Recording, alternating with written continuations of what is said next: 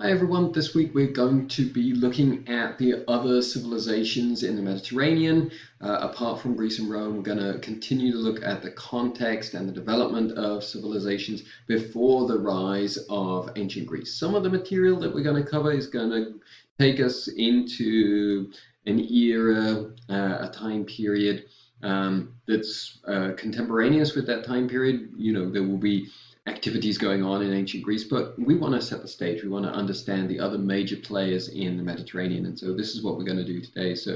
And over the course of this week, so we're going to cover a lot of ground this week. There's going to be a lot of information, but I think it's important to cover it this week so that we've reached this point by the end of the second week of the class. We can begin focusing on Greece and Rome. And so this week we're going to look at ancient Mesopotamia, ancient Egypt, ancient Persia. So as I said, a lot of material. We're going to jump right into Mesopotamia, where we have a civilization that's developed by about 3000 BC, a civilization that's called the Sumerian civilization. And so we're getting to the point where the Neolithic Revolution has taken off. We have the development of individual cultures within this region. And we have the emergence of more permanent cultures that form civilizations. And so we're looking at the first slide here, we're looking at Hassuna and Halaf cultures, these early ancient Mesopotamian cultures that show distinctions in their pottery. And so this is kind of similar to the types of phenomena that I was talking about last week. That you see different pottery designs, and seeing those designs, seeing how there are similar locations that follow the same pottery decoration practices and formation practices, you can identify that there's some common cultural identity there. So this is more than just everyone as being a farmer. This is an identity about how these people live and what they produce that sets them apart from everyone else. So we have these early Mesopotamian cultures. We start to see the development of brick molds that enables these cultures to build bigger buildings.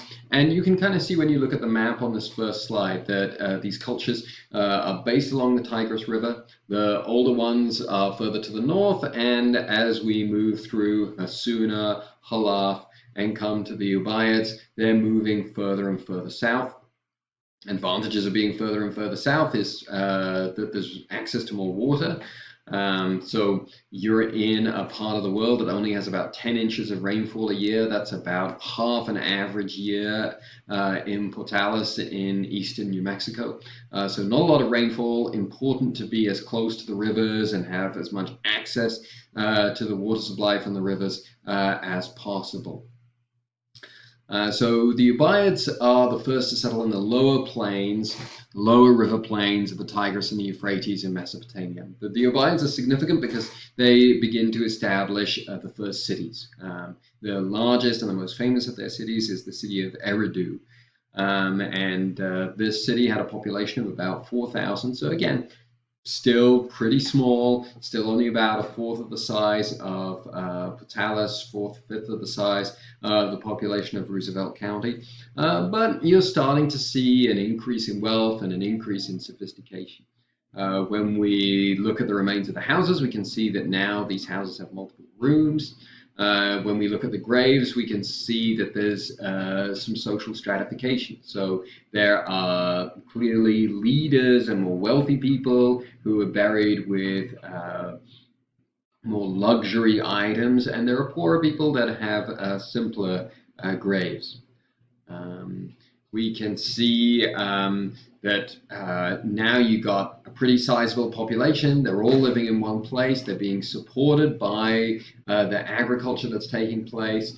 The agriculture necessary to support this kind of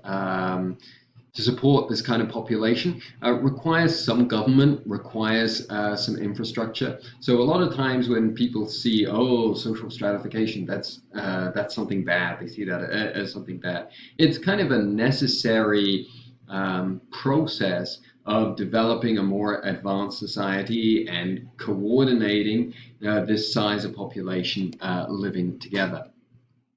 Also, along with the development of the first cities by the Ubayyads, we see the development of the first temples. These are the most significant buildings in these of these societies. And so this is significant. We see a reiteration of the importance of religion within this culture. Now, if you're following along in the PowerPoint, you're going to want to move along to the next slide, and we're going to look at the city of Uruk. The city of Uruk was the largest city in Mesopotamia. It was the largest city in Mesopotamia for 1,000 years. It's perhaps hard for us to visualize just what a great length of time that is. We think about today, New York is referred to as the capital of the world. Washington, D.C. is referred to the capital of the world. These cities have only been the leading cities in the world for the last 50, 70 years. So thinking about a city that was the largest city in the region, recognized by the people who lived in the ancient Middle East as the largest city in the world for 1,000 years, that gives you a sense of just how spectacular Uruk was. And this city grew to the size of 50,000 inhabitants. So now we're talking about a city that's bigger than Portales, twice as big as Portales, more like the size of Roswell. It's the center of a significant trading network reaching as far away as Anatolia, reaching as far away as Iran. And we see more and more pottery and pottery remains being developed. And most significantly, we start to see the development of writing. So writing, as I said, this is critical to the study of history. It kind of marks the movement from prehistoric to historic times, or prehistoric to ancient history.